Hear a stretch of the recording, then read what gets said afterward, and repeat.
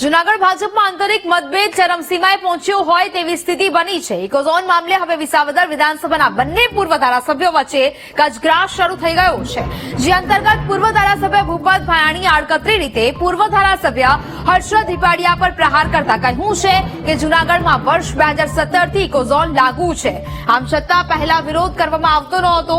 અત્યારે ઇકોઝોનને લઈને ખેડૂતોના ખભે રાજકારણ શરૂ થઈ ગયું છે।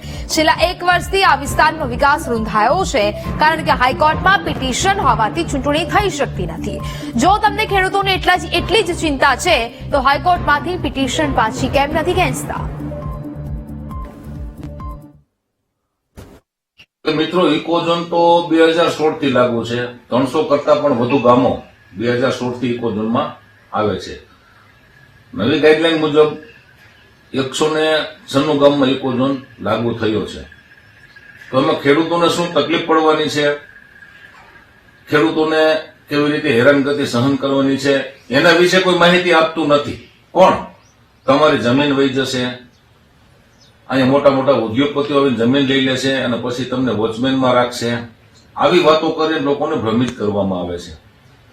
ઇકોઝોનનો મુદ્દો માત્ર ને માત્ર રાજકીય મુદ્દો બની ન જાય અને ખેડૂતનું યેન કેન પ્રકારે ક્યાંય અહિત ન થાય એવી વાત કરવી જોઈએ, નહીં કે ઇકોઝોનના મુદ્દે અને ખેડૂતોના ખભે રાજકીય રોટલા શેકવાની વાત કરવી જોઈએ।